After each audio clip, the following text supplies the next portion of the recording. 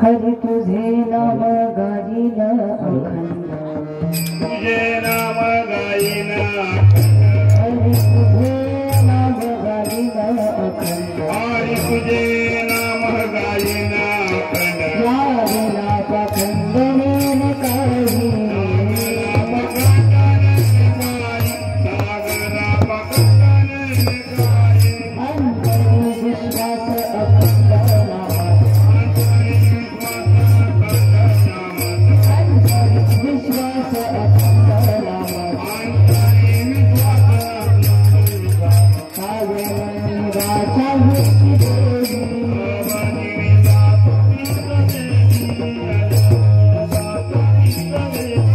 तुका मोरे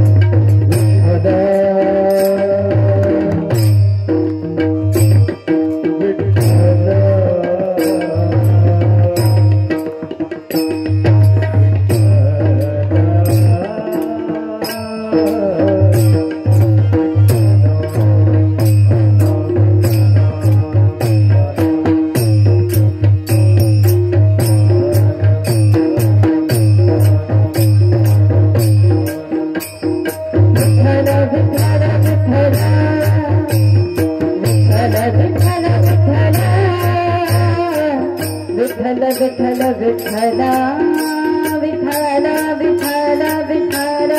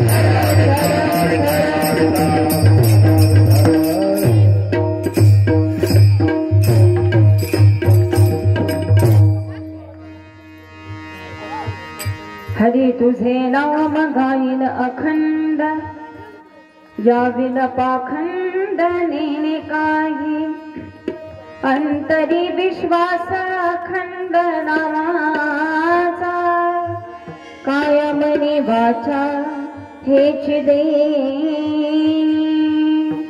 तुका म्हणे आता देई संत संग तुझे नामे रंग भरो मन विठ्ठल विठ्ठल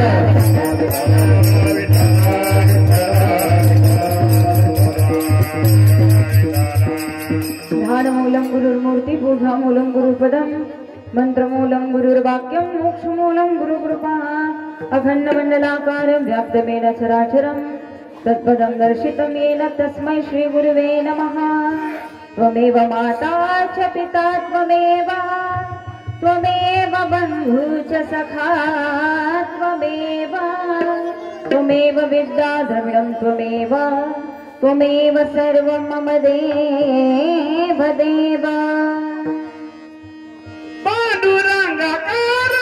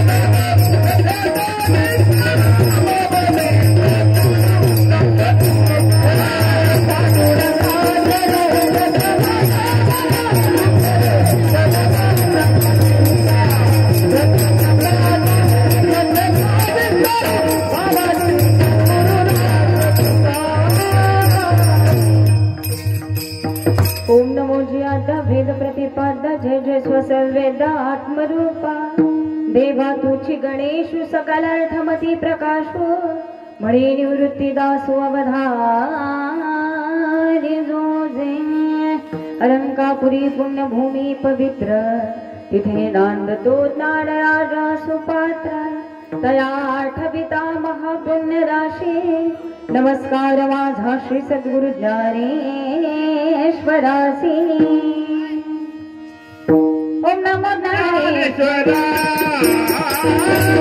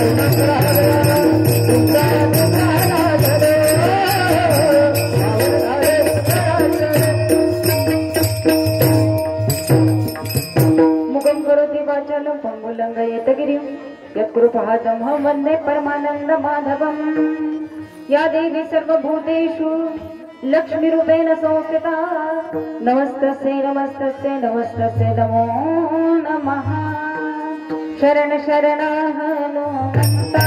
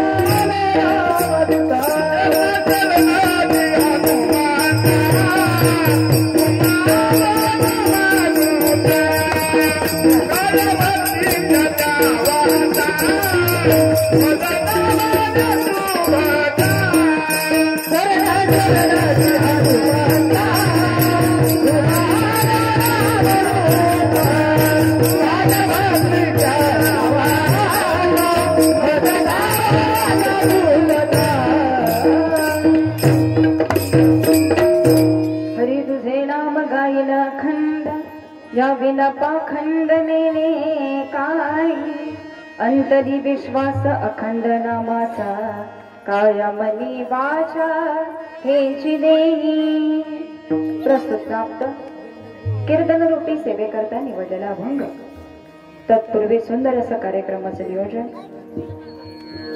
आज ज्यांच्या वर्षश्राद्धानिमित्त तुम्ही आम्ही सर्वजण आज इथे उपस्थित आहोत वैकुंठवासी चित्राताई उत्तम खरे वय वर्ष 60 यांच्या वर्षश्राद्धाच्या निमित्तानं त्यांच्यावरती प्रेम करणारा हा सर्व समाज त्यांचे सर्व पै पाहुणे आणि सर्व खरे कुटुंब परिवार त्यांच्या पश्चात त्यांचे पती श्री उत्तम मारुती खरे आणि त्यांचे सुपुत्र आमचे अक्षयदादा असतील त्यांच्या दोन्ही सुकन्या स्वातीताई देवकर असतील ज्या पुसेगावमध्ये असतात आणि ज्योतिताई शिर्के ज्या धोम या ठिकाणी त्यांना दिलेला आहे सुंदर असा एक मुलगा 2 कन्या त्यांचे पती आणि त्यांचा सर्व खरे कुटुंब परिवार त्यांच्यावरती प्रेम करणारा त्यांच्या जाऊ असतील त्यांचे पुतणे असतील आणि सर्व बुजुर्ग मंडळी घरामध्ये असली की महाराज कुटुंब हे मोठं असेल तर त्या कुटुंबामध्ये प्रेम असणं अत्यंत गरजेचं आहे बरं का आणि चित्राताईंबद्दल थोडीशी मगाशी मी माहिती घेत होते त्यांच्याबद्दल ऐकत असताना खूप सुंदर वाक्य त्यांच्याबद्दल ऐकायला मिळाली संपूर्ण कीर्तनामध्ये आपण त्यांच्याबद्दल ऐकणार आहोतच कारण आजचं कीर्तन हे त्यांच्याकरता आहे बरं का त्यामुळं तुकोपराय ज्ञानोपराय सांगत सांगत आमच्या ताई कशा होत्या चित्रताई कशा होत्या याच्याबद्दल सुद्धा आपल्याला माहिती घ्यायची महाराज ठीक आहे ना आजचं हे कीर्तन आहे ना ते कीर्तन नामस्मरण भजन आणि संकीर्तन पुण्याईचा वाटा आणि हे सर्व श्रेय हे त्या मुलांना मुलींना आणि त्यांच्या कुटुंबाला जातं की ते आपल्या चुलतीच्या श्राद्धाला आईच्या श्राद्धाला पत्नीच्या श्राद्धाला कीर्तन आपण ठेवावं हा सुद्धा भाव अंतकरणात येणं बुद्धीत येणं ही सुद्धा खूप मोठी गोष्ट आहे महाराज अन्यथा सगळेजण येतात सगळेजण जातात वर्षश्राद्ध सगळ्यांचीच होतात कुणी सुद्धा वर्षश्राद्धाशिवाय राहत नाही कारण तो विधी केल्याशिवाय आपल्याला पूर्णत्व सुद्धा प्राप्त होत नाही त्यामुळे गेल्यानंतरचा 1 वर्षानंतरचा हा विधी सगळ्यांच्या जीवनात अतिशय महत्वाचा असतो परंतु जरी सगळ्यांची वर्षश्राद्ध होत असली तरी प्रत्येकाच्या वर्षश्राद्धाला कीर्तन होईलच असं नाही विठ्ठल विठ्ठल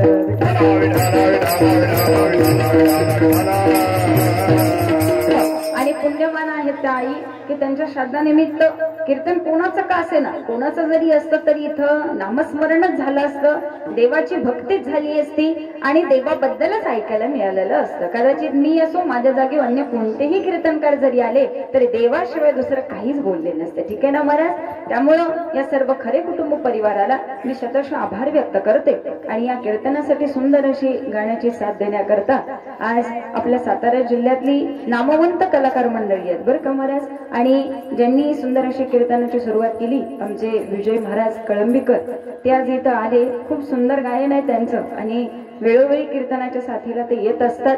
त्यांचे मी शतश आभार व्यक्त करते. ते वेळेमध्ये आज इथं पोहोचले आणि त्यांना सुंदर अशी साथ देण्याकरता आमचे गणेश महाराज ते सुद्धा अतिशय सुंदर गायन करतात आणि यापूर्वीही आमची काही कीर्तनांना भेट झालेली होती, परंतु बऱ्याच दिवसानंतर आज पुन्हा भेट होतीये. त्यामुळं मी त्यांचेही शतश आभार व्यक्त करते. तेही सुंदर गायन करतात. अगदी आमच्या कीर्तनाला सुंदर अशी पखवाजाची साथ देण्याकरता आमचे दरेकर महाराज ते सुद्धा आज इथे उपस्थित राहिले. अतिशय सुंदर वादन आहे. ते संगीत विशारद आहेत. तबला वादन आणि पखवाज वादन सुंदर असं करत असतात. वारकरी संप्रदायाची सेवा करत असतात आणि त्यांचे गुरुवर्य आमचे पांडुरंग दादा सावंत ते सुद्धा आज इथं तबल्याच्या साथीला उपस्थित आहेत. वय जास्तीच आहे, परंतु तरी सुद्धा हातामध्ये कलाकार मात्र गेलेला नाही. ठीक आहे ना. आणि अंगी असलेली कला ही महाराज वय कितीही झालं तरी चिंतनाने, नामस्मरणाने आणि मनाने तो कलाकार हा जिवंत असतो. आणि या कलेलाच मायबाप हो, या कलेतनं आमची ही गाठभेट पडत असते. अगदी लहानपणापासून ते मला पाहत असतात. जेव्हा मी भजनाचे कार्यक्रम करायचे त्यावेळी या भागात येऊन जायचे, त्यावेळेस ही सगळी मंडळी त्यावेळेस सोबत असायचे आणि आम्ही सर्वजण एकत्र गायनाचे कार्यक्रम करायचो. सुंदर भजन रंगायचं. ते दिवस आठवले की खूप आनंद होतो. आणि या कार्यक्रमाला सुंदर अशी टाळाची साथ देण्याकरता, सुंदर असं सौंदर्य वाढवण्याकरता आपल्या संस्थेचं नाव काय? वा, नांदवळवरून आलेली सर्व संस्थेतली मुलं आहेत महाराज. ठीक आहे ना. एकदा जोरदार टाळ्या या लहान मुलांसाठी. कारण शिक्षण करत करत महाराज हे सर्व करायचंय. वारकरी संप्रदायाची सेवा करायचं म्हणजे सगळं सोडून द्या तुम्ही इथे येऊन बसा असा भाव नसतो. त्यामुळे ही मुलं शाळा शिकतायत. शाळा शिकत शिकत महाराज हे सगळं चालू आहे आणि त्यांच्याकडून भगवंताचं नामस्मरण होतंय, भजन होते. ही छोटी गोष्ट नाही. त्यांचेही मी शतश आभार व्यक्त करते.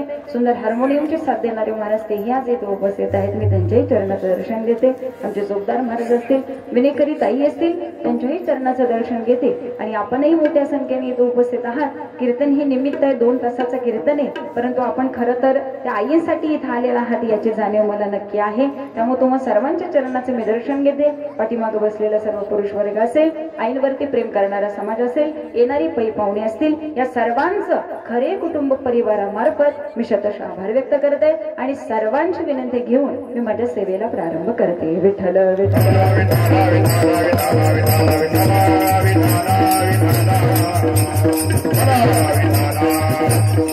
प्रस्तुत प्राप्त कीर्तन रूपी सेवेकरता निवडलेला अभंग. जगद्गुरु जगदमान्य देहू निवासी वैराग्याचे परममूर्ती माझे जगद्गुरु तुकोबाराय यांचा 3 चरणाचा सर्वांच्या पाठाचा नामस्मरणाचा महिमा व्यक्त करणारा, मागणीपर प्रकरणातला संतांचा महिमा व्यक्त करणारा आणि संतांची संगती घडावी. देवा तुझं नामस्मरण अखंड मुखामध्ये यावं, याच्यामध्ये कधीही खंड पडू देऊ नको देवा. तुकोबारायांचं पहिलं मागणं आहे महाराज. ठीक आहे ना. अंतरी विश्वास अखंड नामाचा, काया मनी वाचा हेची दे देवा. दुसरं काही नको.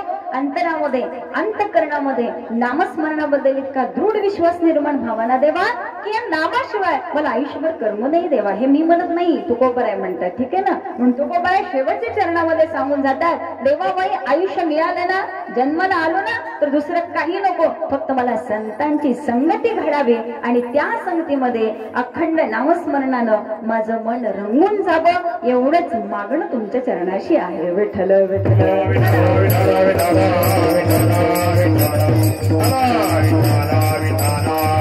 अभंगाचा सरळ सरळ भावार्थ तुमच्या समोर ठेवलेला आहे. अभंग फक्त किती चरणाचा आहे महाराज? 3 चरणाचा. आता कीर्तनामध्ये बसलेल्यांनी सुद्धा बोलायचं बरं का.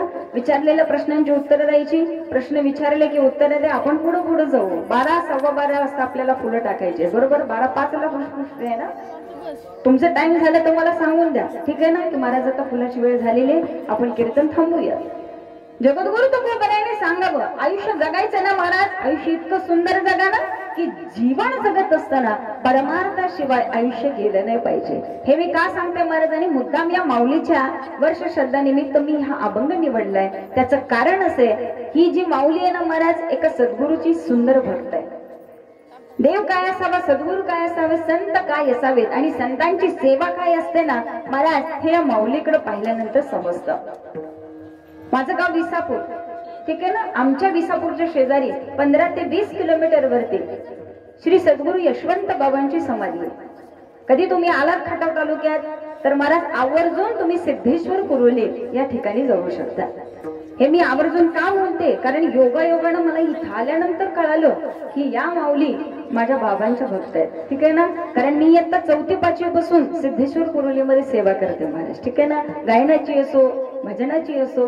मग त्या अनुषंगानं ज्यावेळी मला कळालं की ह्या तिथं जातात, इथं आल्यानंतर संस्कार खूप महत्वाचे असतात महाराज. ठीक आहे ना, मी बसले आणि त्या दादांनी आणि त्या माईंनी मला यशवंत हो जयवंत हो करून नमस्कार केला आतमध्ये. आता ताजी झालेली घटना आहे, त्यामुळे विषय निवडायला जास्तीचा वेळ लागलेला नाही. यशवंत हो जयवंत म्हटल्याबरोबर असं कळालं की कदाचित ही फॅमिली बाबांच्या सानिध्यातली असावी. आणि ज्यावेळी ते बोलत राहिले त्यावेळी मला समजलं की ज्यांचं वर्ष श्रद्धा आहे महाराज त्याच परम आणि निस्सिम भक्त श्री सद्गुरू यशवंत बाबांचे आहेत. विठ्ठल विठ्ठल.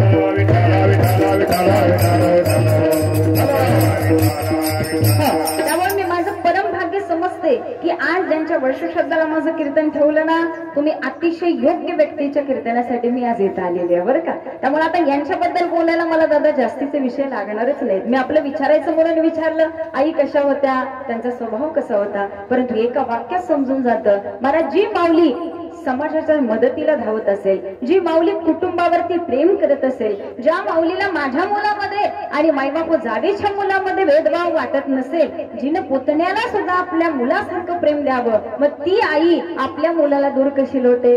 सुंदर अशा पोटी 2 मुली आहेत महाराज, एक मुलगा आहे. देवानं कोणतं सुख दिलं नाही त्यांना, देवानी सगळी सुख दिली, परंतु या सुखाची प्राप्ती होत असताना सुद्धा आयुष्याचा सार ज्याला कळाला महाराज, तीच व्यक्ती आयुष्य सुंदर जगू शकते. विठ्ठल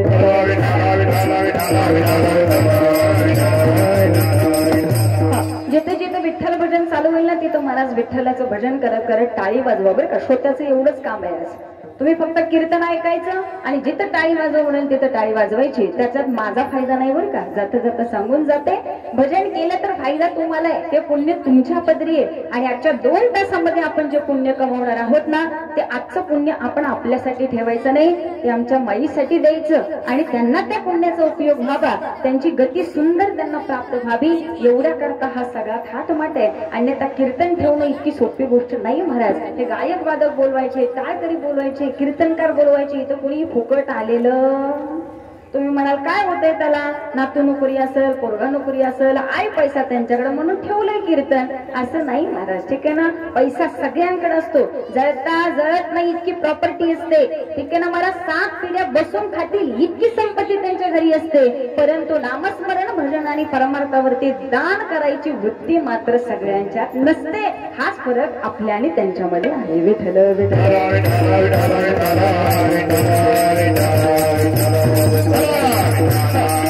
म्हणून या मुलांचं आणि त्यांच्या पतींचं कौतुक आहे महाराज. ठीक आहे ना, म्हणून तुकोबराय सांगतात आयुष्य जगताय ना, आयुष्य जगत असताना आयुष्याचा सार आपल्याला माहिती असणं गरजेचं आहे. संसार आम्हीही करतो, संसार तुकोबरायाने सुद्धा केला महाराज. ठीक आहे ना, आम्ही संसार करत करत भक्ती करतो, तुकोबरायाने सुद्धा संसार करत करत भक्ती केली, परंतु देव तुकोबरायाने मिळाला.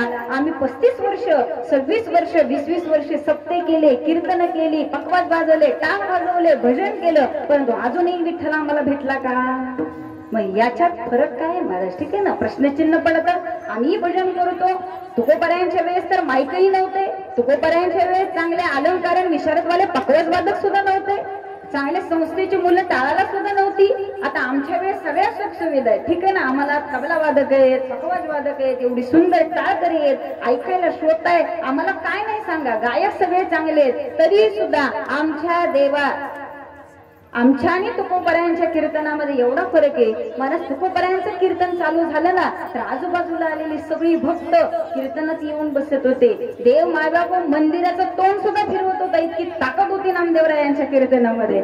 आमच्या कीर्तनामध्ये लोकांना बाहेर बसलेलं ना, या या या या करून मंडपात बसवावं लागतं, पुढं सरका म्हणावं लागतं. आणि आमच्या कीर्तनात माईबापू झोपलेली जागी होत नाहीत, जागी ती झोपली जातात. विठ्ठल विठ्ठल विठ्ठल. हा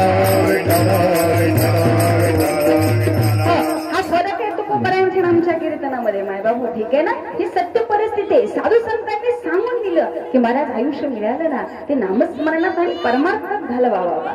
संसार तर सगळ्याला करायचाच आहे. संसाराशिवाय कुणीही त्याची वाट सोडून मायबाप निघून जाऊ शकत नाही का? कारण संसार करता करता परमार्थाचा आनंद ज्याला घेता आला ना महाराज त्याचा परमार्थही साध्य होतो आणि त्याचा संसारही साध्य होतो. विठ्ठल विठ्ठल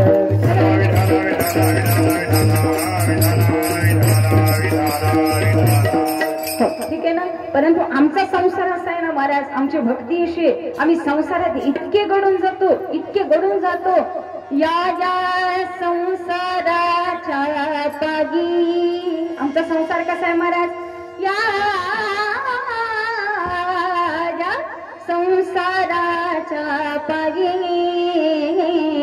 हरिनाम आठवत नाही, हरिनाम आठवत नाही, हरिनाम आठवत नाही.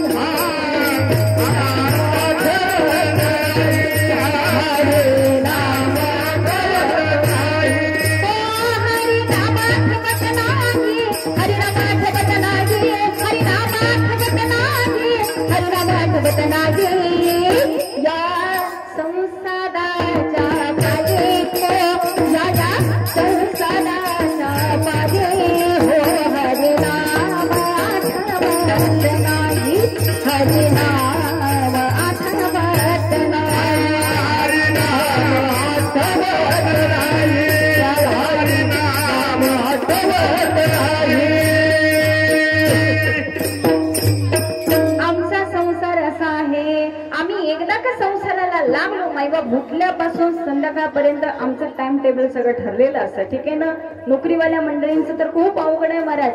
सकाळी 7 वाजता जॉबला जायचं असेल तर बिचारी 4 वाजता 5 वाजता उठत असतात. पटपट आवरायचं, नाश्ता बनवायचा, जेवण करायचं, डब्बे तयार करायचे, दिवसभर जॉब असतो. संध्याकाळी 8-9 वाजता माघारी येतात, थोडंसं बघतात, जेवतात, परत झोपतात, परत तेच. शेतकरी कुटुंबाचं नियोजन वेगळं असतं. ही मंडळी शेतात जातात, त्यांचं बाकीचं सगळं नियोजन आहे. परंतु महाराज संसार करताना किती जणांच्या टाइम टेबल मध्ये देवपूजेला अर्धा तास, नामस्मरणाला 1 तास, ध्यानाला 2 तास, किती जणांच्या नियोजनात आहे तेवढं हात वर करता का? मला सांगण्याचं तात्पर्य असं आहे, आम्ही संसारासाठी सगळं टाइम टेबल तयार असतं महाराज. ते आम्हाला कागदावर लिहावं सुद्धा लागत नाही की 6 वाजता उठल्यावर काय करू, 9 वाजता परत कुठं जाऊ, 11 वाजता पुन्हा मी काय करू. आम्हाला अभ्यास करायचं म्हणलं की आमचं टाइम टेबल तयार झालं बघा. मग कागदावरती टाइम टेबल तयार होतं आणि हा कागद भिंतीवर चिकटवला जातो. कशाला?